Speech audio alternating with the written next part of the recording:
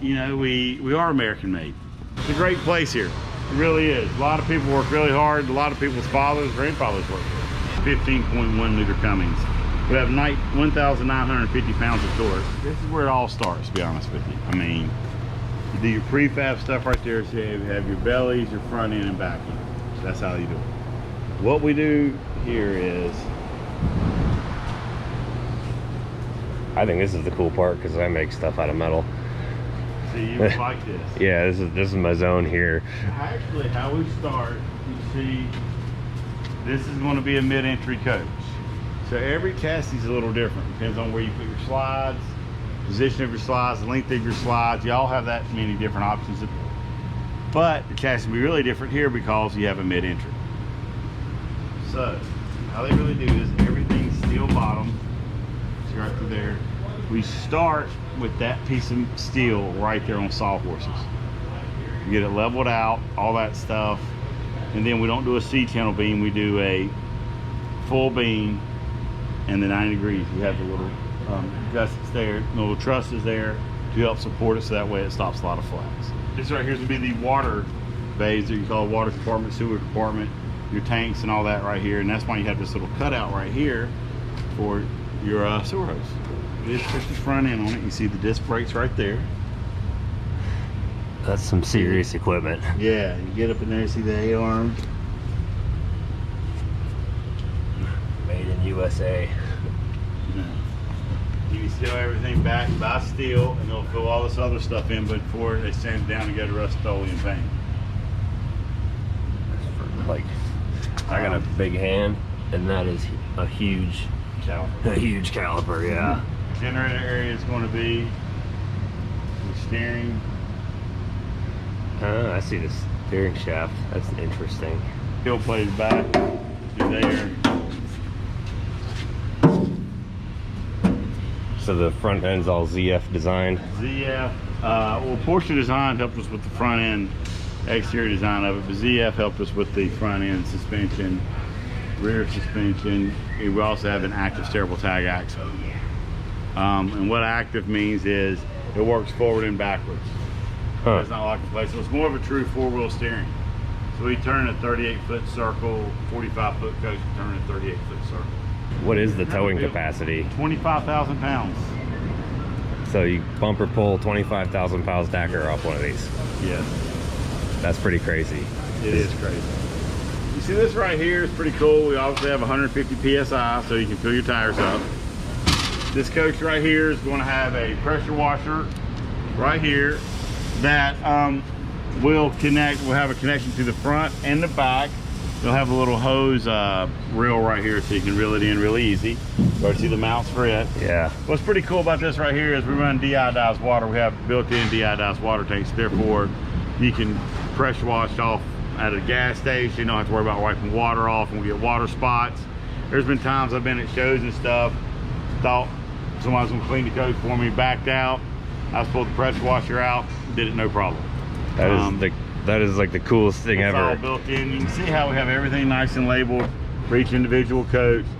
And then you can start the coach from the back. You're working on it. You have your chassis batteries right here.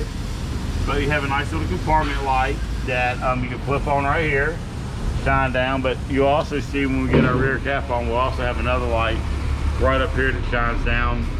This belt may come off. You can get a little socket wrench, easier to loosen that up, put the belt back on. We do run an X15 Cummings. You can kind of get a really good look at the Cummings engine right here.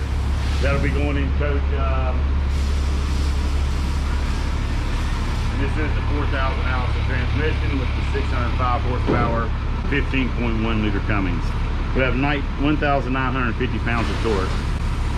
So you kind of look right through here. This is cool. Like, you don't really realize how big these things are until you see them outside of their compartment. Pressure washer port right there, and then an air line right through there. You'll have exhaust coming out. If you look right there, we already have your aqua hot and generator exhaust that will come out of this side. Your engine exhaust will come out on that side. Airbags are right there. The same concept is we have in We put our airbags on the outer part of it because if I'm standing like this, you can't push me over. If I'm standing feet together, and it's easy to push me over. So the same thing, wider, more stability. As we built the coach with weight in, so it's built with flex. We also put fuel and depth in it because you want to start adding flex to the coach immediately. So you build it as the weight would be on it. Yes. You kind of see right through there, you see the big weights. This will be the water compartment right there. Kind of see these guys are here installing Ballast slides. How you doing? Good. Good.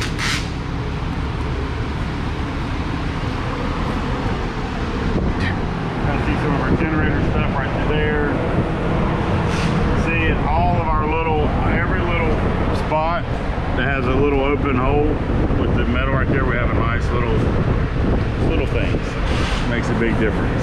That's a cool little technique there. So what that does is it prevents this wiring. That's what you have. What, a 2000 coach, 2001, 96. You got a 96 coach. Yeah. Here, 25 years later, still going strong. Yep. I mean, there's a lot of people that have 96 coaches. There's some people that have mid 80s. People bring their coach back here that's been in the 70s many times, still going because we did little stuff like that right there. So every floor plan is going to have a chassis that's going to handle the best for that floor plan and matches that floor plan. That's what makes Newell different than everyone else. Nothing's mass produced, nothing's sitting outside for a long time, nothing's driven on the road and re-washed out, they convert it over. None of that. None of this stuff is sitting outside, wires and boxes getting weathered.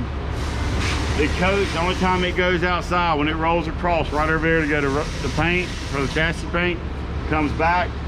And the only other time is when it goes back outside to go back to the paint booth again to be completed. So during that whole process, the coach only goes 760 feet. So, and it's not ever exposed to outside weather elements.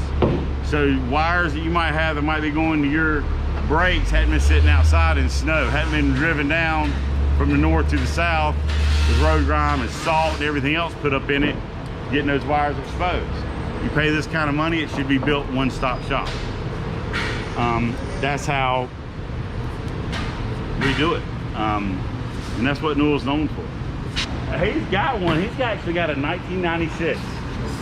He's got that Escalade out there, that turquoise Escalade looks pretty badass. Like Detroit? Yeah, my coach is a Detroit. It was Unser Junior's and then Robbie Gordon's. That's why it's got like the checker flag paint job. I full time in it, so I put probably. Detroit's. You liked the Detroit there for a while, didn't you? I straight piped it, so it sounds real good. Oh, really? Yeah. Maybe I'll start doing some of ours like that. Have a good day. Hey, you too. Have a good one. No, but seriously, this is over here. How long have you worked here? 22. 22 years. It's almost as long as I've been alive. Yeah. So, 22 years. I'm just not those kids when I'm in. Yeah, almighty. So, he's very experienced. That's his cousin. He's got a brother that works here. So, we have a lot of family that works here. And what's cool about this place is we love the town. And the town loves us. So, you know, it's pretty cool that we're still here in the same place we started. Yeah. And so everybody in Miami appreciates Newell, appreciates the customers, and it's pretty neat. I mean, it's a great place here. It really is. A lot of people work really hard. A lot of people's fathers, grandfathers work here. There's some of that on and on. This right here is the skin line. This is coach 1716. That's coach 1717.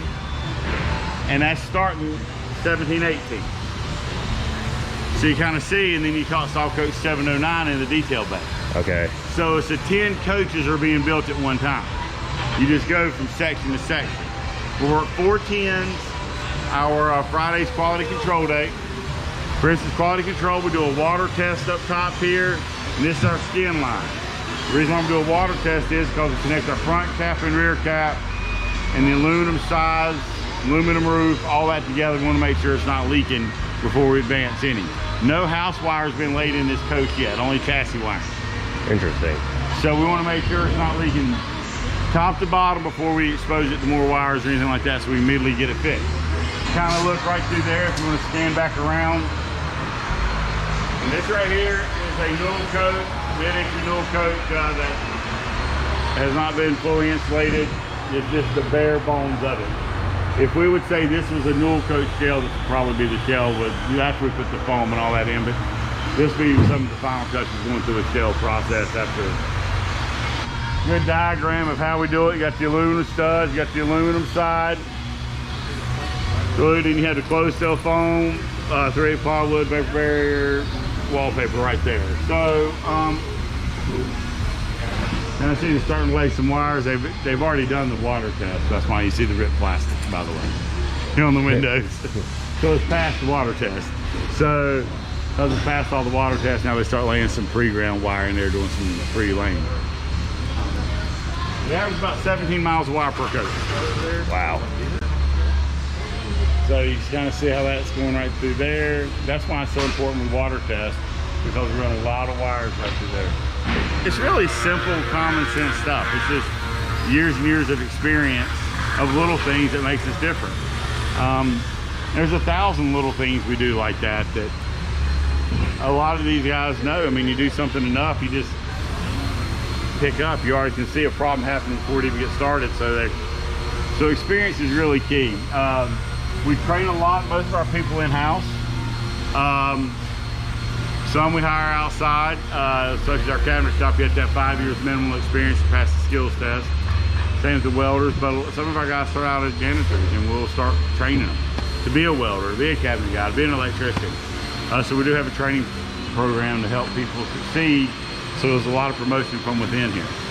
That's a really cool thing, because I think a lot of younger people that watch my stuff are like, oh, that doesn't even look like a job, that looks like fun. Well, like, you can have a fun job. Like, this stuff it's a real thing. Yeah, I mean, you only live once, my man, so you might as well enjoy it all and do what you love, because you gotta love what you do and do what you love, or else life's gonna kind of be pretty shitty for at least 40 hours a week. Yeah. You know that? I feel that. That's why I live in one of these things. You kind of look through here, you can kind of see some of the wires we got going through there.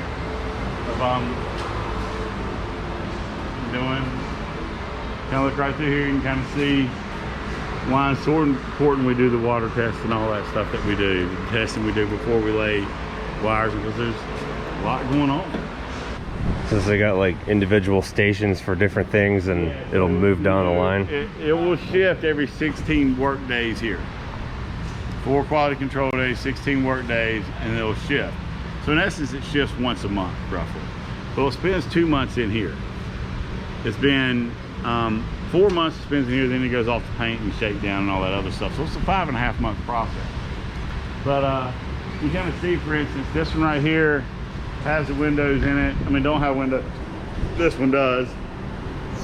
So obviously, you know, this one right here is further along. Kind of poke your head in there a little bit, you can see it starting to take shape. It's going to become 1712 here. You put the washer dryer in it. So they put the headliner in and like work from the top down, because that looks like that's all. Yeah, that ceiling package is done. I mean, right now they're finishing the pulling up and just kind of installing stuff. I mean, it's kind of really, it's not far away from being completed. They probably within, this right here is going to come off 8/19. Huh. It'll be going to paint 8/19. That's either doing a last minute touch up, putting in the backsplash and all that stuff, obviously. This is where cabinet shop is. We stay same heat temperature, same humidity year round here. And how our shop is, you got the garage doors, they're done. They lift the garage doors, everybody gets a little cart, shifts it over, and they install. To minimize the time that the air is changed from its regulated state. Yes. Yeah. Our own upholstery work here is amazing. The only thing we don't upholster is the driver passenger seat and the couches and recliners. Huh. But the walls and everything, for instance, you got the hand stitching right down through here. And this right here is gonna be the end of a slide. Obviously gonna have a caddy corner TV. I don't know how you're trying to get all cliche-ish and stupid, but that's just the truth. It's pretty cool when that's what's being created. It is. That's right why. Here, and it's cool the fact that it's created in America. That's why I'm so fascinated with it, because just like, I know what it feels like to take a car and to build it, and you make brackets and you wire it, and it's like your baby, and when it's done, you did everything with your own 2 hands. Like, that's exactly what's going on in here. Exactly. You know what it is, and you know, we are American made. We are American made. A lot of the vendors we use are local vendors around here. Our slides are made in Canada, Valid slides. You saw Valid. We use ZF is German. Company Porsche Design helps us, so we do have some overseas help, but almost everything else is American made in here, and that's really freaking cool. As we continue to grow and advance, we're a small company. It only builds 26 or 28 units a year. So we don't have like a whole engineering wing or nothing like that. But what it does is we have everyone's very hands-on at each coach that's built. So we do so few that we know everyone's names, know who's buying it, kind of get a trend of what they like, what they don't like. People start picking up on that. And so maybe by the third coach they have, they kind of know they're learning the person with the coach. So it's kind of neat. It is crazy to think that one's being made right now, or somebody like me is going to be driving around in 25 years, wondering yeah. how it started.